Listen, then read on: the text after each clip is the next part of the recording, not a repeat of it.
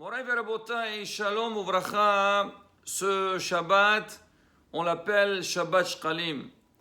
On sortira deux Sefrei Torah, dont le premier on lira Parashat Shavua, Parashat Vayakhel, dont le deuxième on lira le premier passage de Parashat Kitissa qui parle du don de Mahasit HaShekel. Si jamais un Hatan à la synagogue, notre minhag de lui sortir un Sefer Torah supplémentaire, il ira Abraham Zachen, il y aura 3 Sefer Torah. Et quand ça tombe Rosh Chodesh, il y a 4 Sefer Torah. Donc c'est un Shabbat qui est très important. En plus, on l'appelle Shabbat Mevarchin, parce que le Shabbat Shkalim, toujours, c'est le Shabbat qui vient avant Rosh Chodesh. Adar, à moins que lui-même c'est Rosh Chodesh. La paracha commence Vayakhel Moshe et Kol Adad Beni Israël. Moshe Rabbeinu, il a regroupé toute l'assemblée d'Am Israël. Rashi dit que c'était le lendemain de Kippour. Moshe Rabbeinu était monté au ciel pour chercher les Lohot. Et le jour de Kippour, Akadosh Baruch il lui a dit Salahti Kidvarecha, parce qu'Am Israël, malheureusement, il a fait le Hegel. Moshe, il a réussi, comme on dit, à calmer la colère d'Akadosh Baruch. Hachem, il a pardonné le peuple d'Israël. Et il était de retour le lendemain de Kippour. La première des choses, Moshe Rabbeinu, il a regroupé le Ham Israël. Il faut leur parler, bien sûr. Ils attendent tous. Il a beaucoup de choses à leur dire. Et de quoi il parle, Moshe Rabbeinu? Moshe Rabbeinu, il parle de la mitzvah de Shabbat. Sheshet yamim te'aseh melacha. Hachamim, ils disent, c'est quoi le lien? Et en plus, on va parler dans la suite, on va parler du Mishkan. Alors pourquoi Moshe Rabbeinu, il a parlé spécialement de la mitzvah de Shabbat, et surtout qu'on sait que dans la Torah, on a déjà parlé dans les autres parashiot.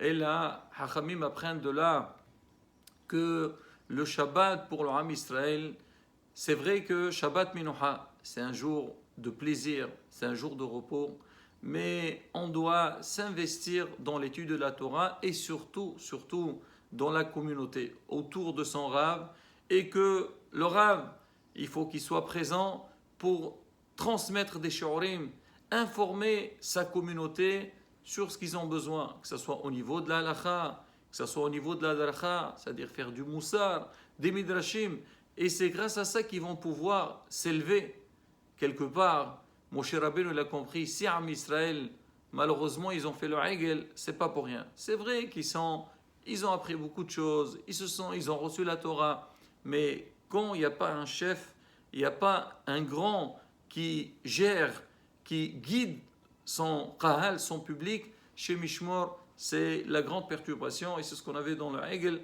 donc il y avait Erev Rav. Maintenant, donc le Shabbat, il faut que... Donc le message qu'on apprend de Moshe Rabbeinu, c'est qu'il faut qu'il soit consacré pour l'Imouda Torah aussi, pour apprendre la Da'at et Aderech Asher Yel Chouba. Alors sur ce Inyan, il y a beaucoup qui posent la question. Ils disent, la Torah, elle dit Sheshet yamim te'aseh melacha ubayom hashevi'i yelachem chodesh shabbat shabbaton l'Hashem. Alors ils disent, mais on ne comprend pas.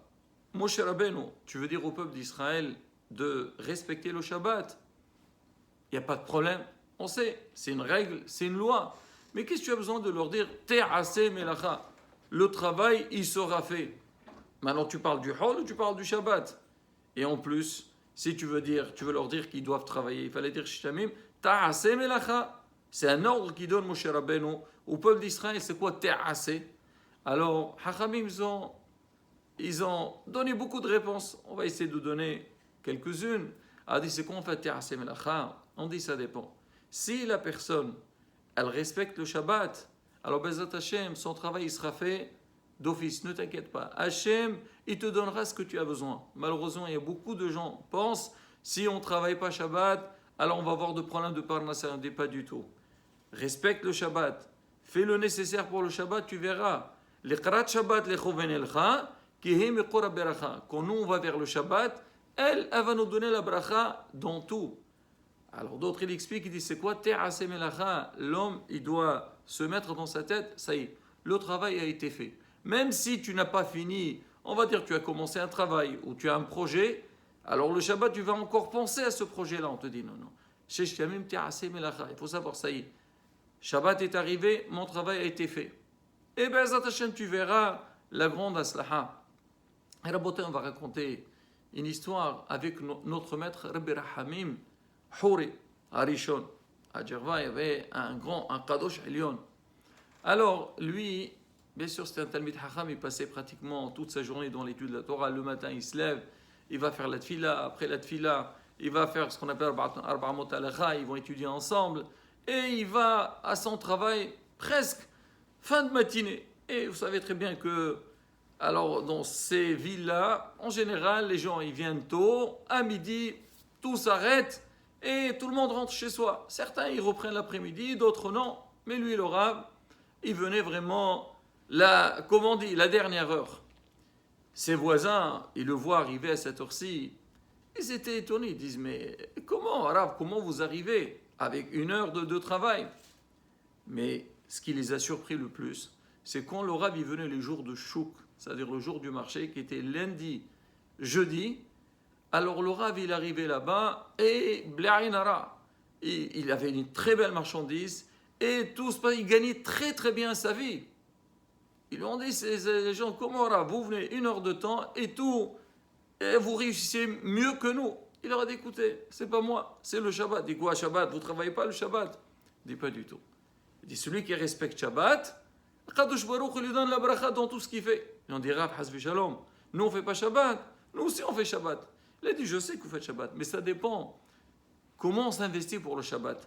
Qu'est-ce qu'il a dit le pasteur? Ça veut dire, normalement, pendant les 6 jours, ton travail il sera fait d'office sans aucun problème. Mais quand est-ce que quand toi, c'est Shabbaton l'Hachem, quand toi tu fais un Shabbat doublé, ça veut dire quoi? Tu dis pas seulement Shabbat, moi je me repose, je fais ce qu'il y a à faire et c'est bon. Non, Shabbaton, tu fais un double Shabbat. Ça veut dire quoi un double Shabbat? C'est tu t'investis aussi dans les Moudat Torah, tu fais des choses supplémentaires le Shabbat pour montrer à Hachem qu'on est content donc de ce jour-là. Et on va profiter de cette journée-là pour étudier et pour se connecter plus avec Kadosh Baruch Hu. Quand Hachem il voit que le Shabbat, tu te donnes à fond pour lui, il dit, ah, toi tu te donnes à fond pour moi. Moi la semaine, je te donnerai tout ce que tu as besoin. Et Béhémet, c'est un des conseils qu'on donne aux gens qui travaillent. C'est vrai la semaine, on dit, l'homme il a besoin de travailler. Il doit s'occuper de sa parnassa, il doit s'occuper de donc ses membres de famille. Il a besoin de travailler. Tu dis va travailler, tu dis j'ai pas le temps pour travailler, va étudier, et tu dis j'ai pas le temps pour étudier. On dit écoute, tout dépend Hachem comment il va nous juger.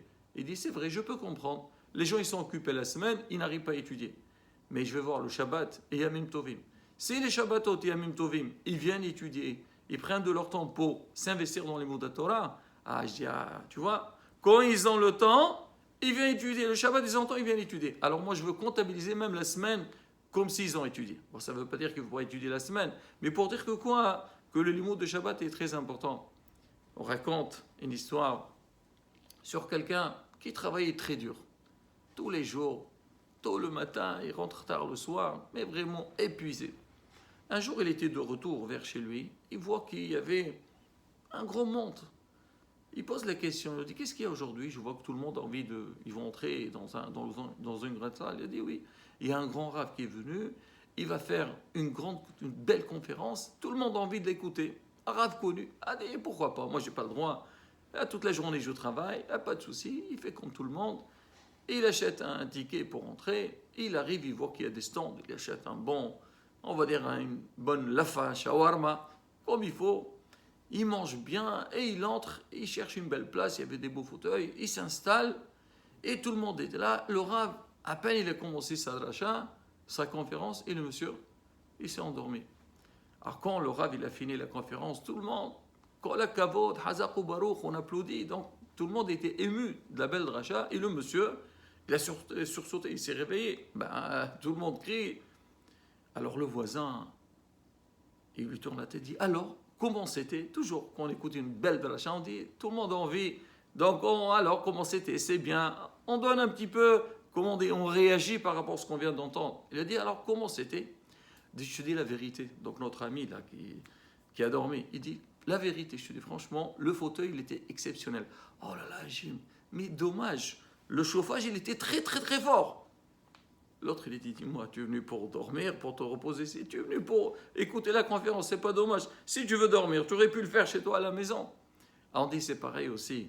Kadosh Baruch Hu, quand il nous donne le Shabbat, Shabbat Chodesh, ça veut dire quoi Chodesh? C'est vrai, Hachem, il nous demande de bien manger, de s'occuper, disons, de s'occuper un peu de notre corps. Mais il faut savoir aussi que si c'est seulement pour faire ça, on peut faire la semaine.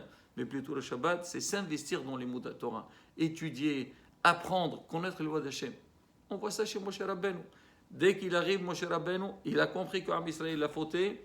S'ils ont fauté, parce qu'il manque quelque part d'informations, et il leur dit, voilà, maintenant c'est Shabbat, et il faut étudier et connaître les lois d'Hachem. Qu'on comprenne cette notion que nos Shabbatot, ils soient Shabbatot de Kedusha, aussi bien au niveau des Melachot, mais aussi bien dans les mots de Torah, et Nizke, la Goula Shlema, Merabe Ameno, Amen, Ken Yeherason.